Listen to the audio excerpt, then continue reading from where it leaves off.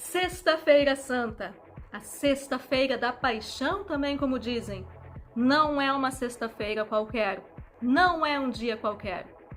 Sabe, queridos, que para mim este é o mais importante feriado cristão? Sim, porque é na Sexta-feira Santa que nós relembramos o dia em que o nosso Senhor e Salvador Jesus Cristo cumpriu a sua missão, se entregando pela sua vida, pela minha vida, na cruz do Calvário.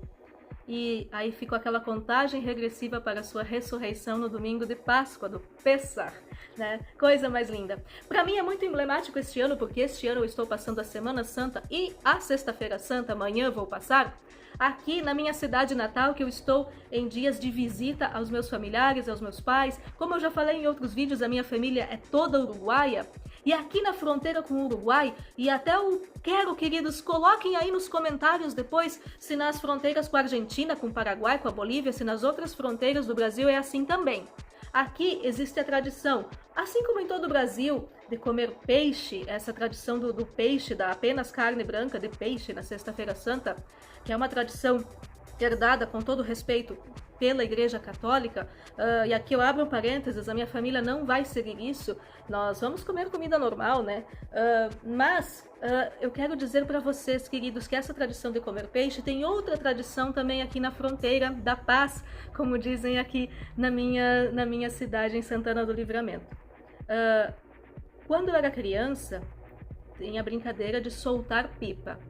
Pipa, aqui na fronteira, nós chamamos de pandorga. Aqui eu tenho, pedi emprestada do meu sobrinho, uma pandorga. Essa aqui redondinha, elas são feitas com hastes de taquara, bambu, para ficarem bem leves. Essa redondinha é chamada de bomba. Tem umas retangulares, quadradas, de todos os tamanhos, pequenininhas, enormes, que são chamados de marimbondos ou marimba. E as pandorgas aqui, elas têm um propósito específico na Semana Santa. Diferente do restante do Brasil, a brincadeira com pipa, com pandorga, e essa aqui está bastante usada, que meu sobrinho aproveitou bastante ela. Mas, queridos, eu amava soltar pandorga quando eu era criança, e aqui o propósito é diferente. É só no tempo da Semana Santa. Porque existe uma crença, e essa crença é herdada por gerações, a colonização espanhola, açoriana, portuguesa, que as pandorgas, ao subirem aos céus, são como cartas para Deus em gratidão pela morte e ressurreição de Cristo. Então tem a ver com a morte e a ressurreição de Cristo, porque sobe para o céu, ou seja, chega mais perto de Deus. Essa tradição oral, que é passada por gerações, virou essa brincadeira de criança. Então, diferente do resto do Brasil e do mundo, soltar pipa, ou seja, levantar pandorga, e aqui no portunhol, soltar, levantar, em espanhol existe o verbo remontar.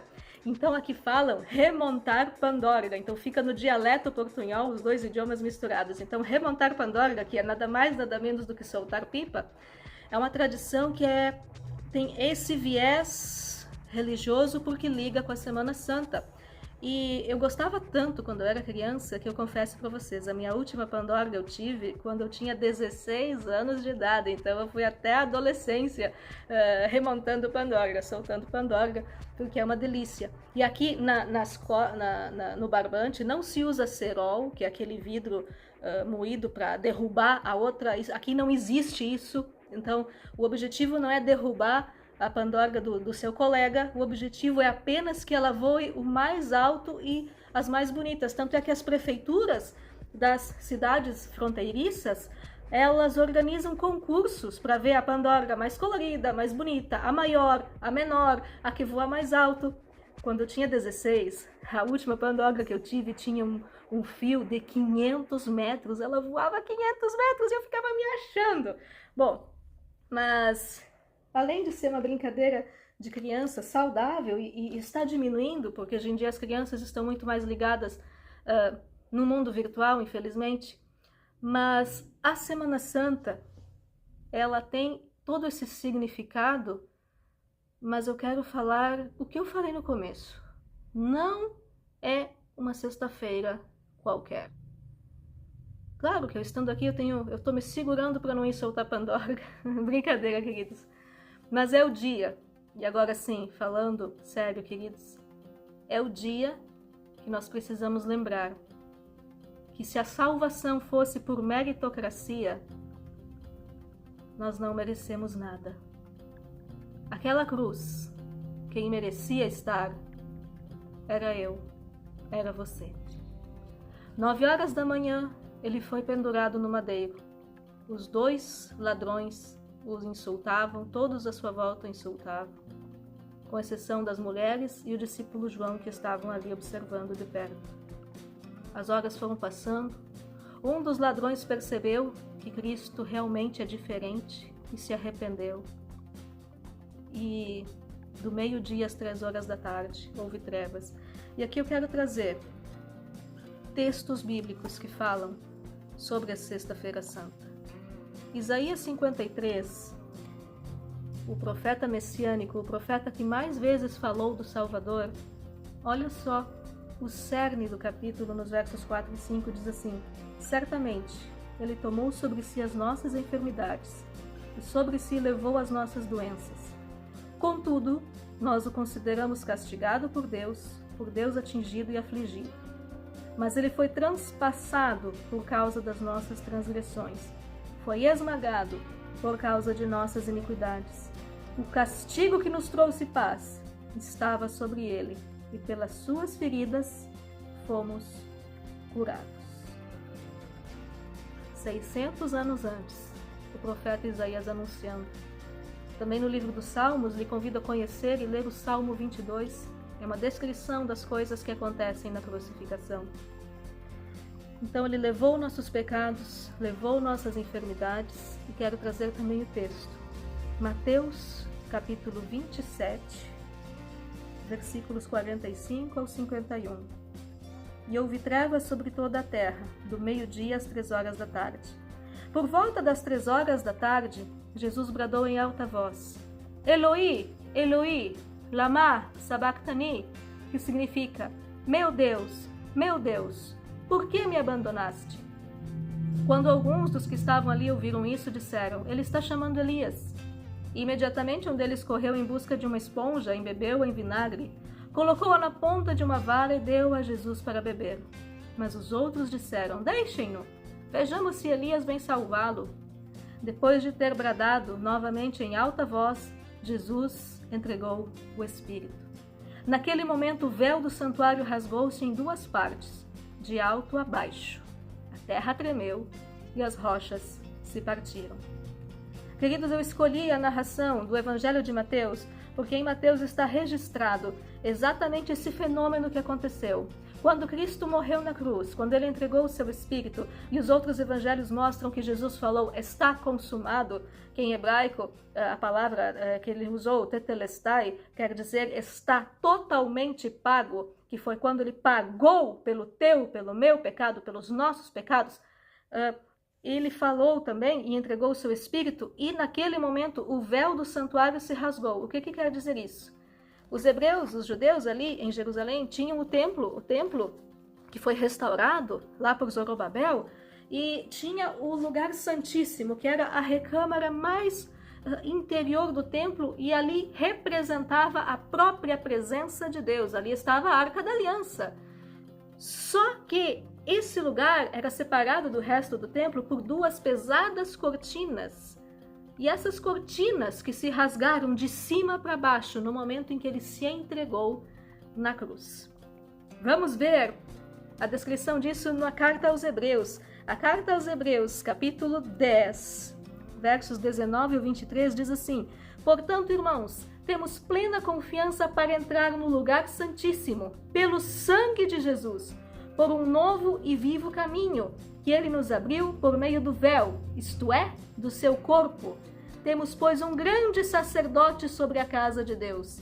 Assim, aproximemo-nos de Deus com um coração sincero e com plena convicção de fé, tendo os corações aspergidos para nos purificar de uma consciência culpada e os nossos corpos lavados com água pura.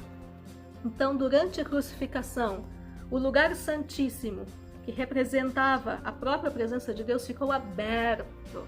E foi aberto quando o Messias se entregou como cordeiro por uma vez por todas, por toda a humanidade, nosso Cordeiro Pascal verdadeiro, Cristo Jesus, o Cordeiro de Deus que tira o pecado do mundo, tira o pecado das nossas vidas. Então, aqui como diz, nós temos que nos aproximar de Deus com um coração sincero por esse novo e vivo caminho. Por isso que eu sou, queridos, eu sou enamorada pela Sexta-feira Santa. Eu amo a Sexta-feira Santa porque ela me faz lembrar que o cristianismo não é uma vida recalchutada, remendada, mas o cristianismo é uma nova vida, é uma nova criatura, tudo novo, é um novo e vivo caminho. E Cristo falou: eu sou o caminho, a verdade e a vida. Então esse novo caminho, essa nova vida, esse vivo caminho, porque Cristo está vivo, Ele ressuscitou, foi aberto a nós pelo seu ato maravilhoso na cruz, em que Ele foi separado de Deus Pai, porque as nossas iniquidades separam as nossas vidas de Deus, mas ali Ele se entregou no teu e no meu lugar.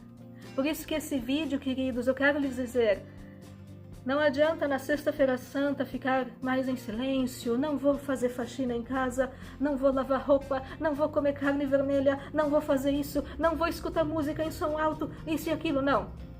O que importa é com o coração sincero se aproximar de Deus nesse novo e vivo caminho que Cristo abriu, entregando-se na cruz do Calvário. Que a vida de Cristo, que essa nova vida venha a salvar a sua alma e que nós venhamos juntos, queridos, a trilhar esse novo e vivo caminho. E assim, não só numa sexta-feira do primeiro semestre, mas o ano inteiro e a vida inteira nós possamos lembrar, viver, celebrar. Ele pagou o preço por nós. E glória a Deus que Ele está vivo, porque a Sexta-feira Santa abre a contagem regressiva para a ressurreição. Eu amo e sirvo e adoro um Cristo vivo. Sirva a Ele também. Abra seu coração, Ele está te chamando. Receba o Senhor como seu único e suficiente Salvador. E viva a eternidade na presença gloriosa dEle. Queridos, até o próximo vídeo. Depois eu conto se eu fui soltar Pandora ou não.